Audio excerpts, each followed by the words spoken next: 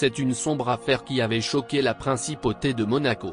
Le 6 mai 2014, la femme d'affaires monégasque Hélène Pastor, 77 ans, avait été mortellement blessée par balle devant l'hôpital de Nice où elle était venue rendre visite à son fils, Gildo, victime d'un accident vasculaire cérébral. Lors de la fusillade, son chauffeur égyptien Mohamed Darwish, 63 ans, avait également perdu la vie.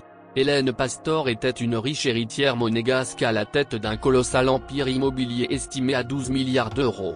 Elle était également la tante d'Alexandra Pastor, la femme de David Hallyday. La même année, en plus de la mort de sa tante, Alexandra Pastor avait appris le décès de son père Michel Pastor, à la suite d'une longue maladie. À Monaco, il y a le prince, et puis, juste après, c'est lui, confiait un patron d'une entreprise de nettoyage au point en 2007.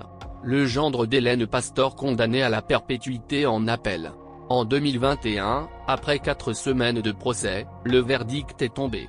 Le gendre de la milliardaire monégasque Hélène Pastor, Wojciech Janowski, a été condamné en appel à la réclusion criminelle à perpétuité pour avoir commandité l'assassinat de sa belle-mère et de son majordome égyptien à Nice. Les auteurs des faits, le tireur et le guetteur, ont également été condamnés à la perpétuité. Wojciech Janowski, compagnon de l'une des filles d'Hélène Pastor pendant 28 ans et ex-consul honoraire de Pologne à Monaco, avait déjà été condamné en première instance en 2018. Après avoir avoué en garde à vue, il s'était finalement rétracté lors du premier procès, expliquant que ses aveux lui avaient été extorqués par les policiers. Décrit comme un manipulateur, le crime de Wojciech Janowski a été motivé par l'argent. Au bord du gouffre, il a alors décidé de commanditer l'assassinat de sa belle-mère pour s'approprier une partie de son héritage. David Hallyday accepte rarement de répondre aux questions des journalistes.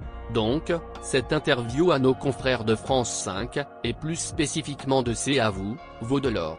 Et pour cause, avec des parents comme Sylvie Vartan et Johnny Hallyday, il doit être lassé d'être au centre de l'attention.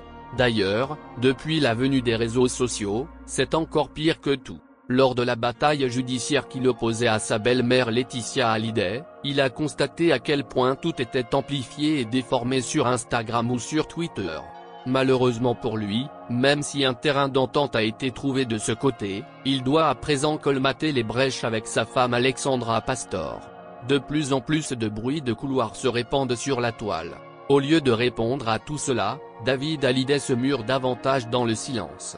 Il préfère nous parler de ses projets musicaux. De temps en temps, il nous montre quelques bouts de son cadre de vie paradisiaque. Comme l'atteste la photo ci-dessus, les filles qu'il a eues avec Estelle viennent souvent lui rendre visite là-bas. Alors qu'Ilona va bientôt se marier, Emma poursuit son ascension des podiums, mais aussi de la télévision. Quant à Cameron, il semblerait que le virus de la chanson l'habite. Affaire à suivre avec la plus grande attention. De là-haut, Johnny Hallyday doit également surveiller ça de très près.